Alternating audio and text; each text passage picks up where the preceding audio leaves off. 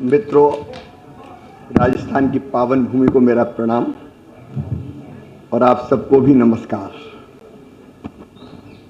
सबसे पहले तो मैं यही कहना चाहूँगा कि मध्य प्रदेश में अभी अभी चुनाव संपन्न हुए हैं और मैं पूरे विश्वास के साथ ही कह रहा हूँ कि भारतीय जनता पार्टी फिर से भारी बहुमत से मध्य प्रदेश में सरकार बनाने वाली है। लेकिन एक बात मैं तकलीफ के साथ आपके सामने रख रहा हूं। राहुल गांधी जी, कभी महात्मा गांधी जी ने कहा था आजादी के बाद के कांग्रेस समाप्त कर देना चाहिए, लोक सेवा संघ कांग्रेस को बना देना चाहिए, क्योंकि कांग्रेस का उद्देश्य था भारत की आजादी। पंडित नेहरू जी ने गांधी जी की बात नहीं मानी, कांग्रेस समाप्त नहीं की। लेकिन मुझे लगता है कि श्री राहुल गांधी जी महात्मा गांधी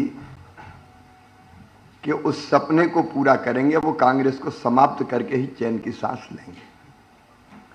और मैं इसलिए कह रहा हूं कि जिस ढंग से कल उन्होंने टिप्पणी की माननीय प्रधानमंत्री श्रीमान नरेंद्र मोदी जी के बारे में,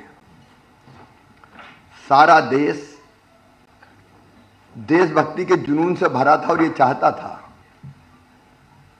कि क्रिकेट का फाइनल भी भारत जीते। खेल भी देशभक्ति का प्रतीक होता है और सम्मानीय प्रधानमंत्री जी अगर गए तो हमारे लिए गर्व का विषय है। लेकिन मोदी जी से इतना डरते हैं या इतना विद्वेष है कि भारत हार गया तो खुशी हो रही है और फिर मोदी जी पर टिप्पणियां कर रहे हैं, जाको प्रभु दारुण दुख देही, बाकी मति पहले हर ले। ये मति हरने वाला मामला है। इसका मतलब यह कि अगर देश का नुकसान हो तो हो जाए, मोदी जी का कुछ ना कुछ होना चाहिए, कुछ कहने का मौका मिल जाए। ये तो विद्वेष की पराकाष्ठा है और राहुल गांधी जी का यह कृत्य मैं तो मानता हूं कि देश विरोधी भावना की तरह है। इसको देश की जनता माफ नहीं करेगी। नरेंद्र मोदी भारत के लिए भगवान का वरदान है। करोड़ों करोड़ भारतीयों की श्रद्धा और आस्था के केंद्र है मोदी। लोग केवल उनको नेता नहीं मानते, लोगों की जिंदगी बदली है। चाहे किसान सम्मान निधि हो, गरीबों को मकान देने का मामला हो, गरीब प्रधानमंत्री गरीब कल्याण योजना हो, मैं आंकड़ों में नहीं जा रहा। लेकिन प्रधानमंत्री जी ने एक तरफ जहां वैभवशाली, गौरवशाली, संपन्न, समृद्ध और शक्तिशाली भारत का निर्माण किया, हर भारतीय को गर्व है। मोदी जी आज जन जन के मन में है और दुनिया के मन में भी मोदी है।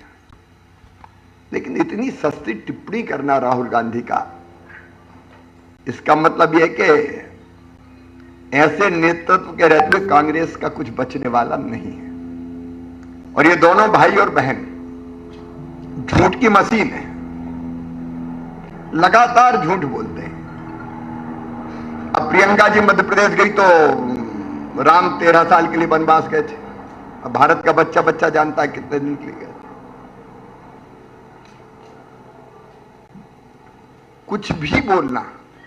अब मध्य प्रदेश में कहते थे केवल 21 लोगों को रोजगार मिला, जबकि 50,000 को नियुक्ति पत्र मैंने अपने हाथों से बांटे।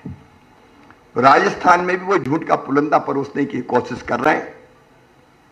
लेकिन राजस्थान की अशोक गहलोत जी की सरकार कुशासन का पर्याय है। आप जानते हैं भ्रष्टाचार में राजस्थान नंबर 1 है। अब मैं तो हैरान हूं कि सरकार की योजना भवन से करोड़ों रुपया बरामद होते हैं। सोना बरामद ये सब पहली घटना है।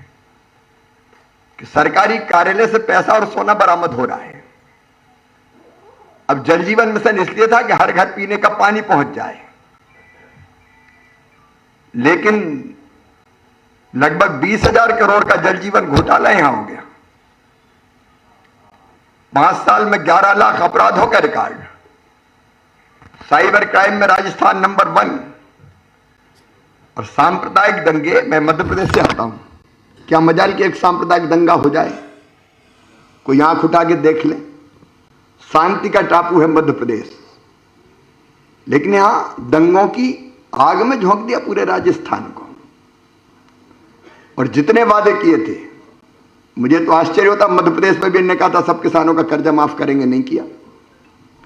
यहां भी कहा था किसानों का कर्जा माफ। 19,422 किसानों ने अपनी जमीनें खो दी, नीलाम कर दी इसी सरकार ने। बेरोजगारी भत्ता देंगे, केवल नाम मात्र का कह के और खत्म कर दिया है। एक भी वादा में जाना नहीं चाहता बहुत विस्तार में। यहां फसलों को भी न्यूनतम समर्थन मूल्य पर खरीदा नहीं गया। अब बाजरा या मिट्टी के मोल बिकाए, मध्य प्रदेश हो हरियाणा हो, हमने मिनिमम सपोर्ट प्राइस के ऊपर मिनिमम सपोर्ट प्राइस पर खरीदने का काम किया है। बहन और बेटियों के सम्मान के साथ एक खिलवाड़ हुआ है। और यहां के मंत्री ऐसी टिप्पणियां करते हैं कि मुझे तो कहने में भी शर्म आती है। तुष्टीकरण राजस्थान की सरकार का मूल मंत्र रहा है। हिंदू त्योहारों पे धारा 144 लगा देना, शोभा यात्राओं पर प्रतिबंध लगा देना, और पूरा देश हैरान था कि कन्हैया लाल जी की गर्दन काट के ले गए आतंकवादी। अपराधों का गढ़ इनने बनाया है। इसलिए राजस्थान विकास की दौड़ में बुरी तरह पिछड़ गया, भ्रष्टाचार का गढ़ बन गया। आज की सरकार को देख के लोग शर्म से सिर झुका लेते हैं। ये बेशर्म सरकार केवल 4.5 साल रिसोर्ट में ही रही और अंतिम 6 महीने में निकल के आया सो गहलोत, अब ये भी दे दूंगा, अब ये भी दे दूंगा, अब ये भी दे दूंगा। एक फर्क है मित्रों, मध्य प्रदेश में जो हमने कहा किया, अगर हमने कहा कि लाडली बहना योजना, तो 1,32,00,000 बहनों के खाते में हर महीने पैसा पहुंचा। यहां कहते रहे, किया कुछ नहीं। और इसलिए मुझे पूरा विश्वास है कि राजस्थान में भारी बहुमत के साथ भारतीय जनता पार्टी फिर से लौट के आ रही है। हर जगह डबल इंजन की सरकार की दरकार है और मोदी जी की गारंटी भारतीय जनता पार्टी ने जो कहा है। अब मध्य प्रदेश में हम 6,000 अगर प्रधानमंत्री किसान सम्मान निधि में मिलता है तो 6,000 रुपया मुख्यमंत्री किसान कल्याण योजना के अंतर्गत देते हैं। 12,000 मध्य प्रदेश में मिल रहा है किसानों को, आज से नहीं 3.5 साल पहले से मिल रहा है। तो हमने जितने वादे किए हैं, दोहराने की मुझे आवश्यकता नहीं है, वो हर एक वादा, चाहे वो सबको मकान देने का हो। अब यहां तो मुझे आश्चर्य होता है, प्रधानमंत्री मकान के पैसे भेजे और मकान न बनाए जाएं।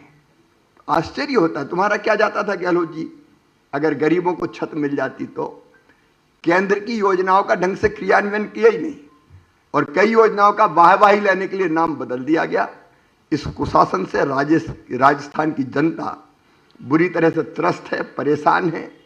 और इसलिए राजस्थान ने मन बना लिया है कि भारतीय जनता पार्टी को वो भारी बहुमत से विजयी बनाएंगे।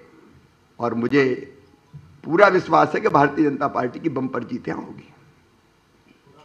एक मिनट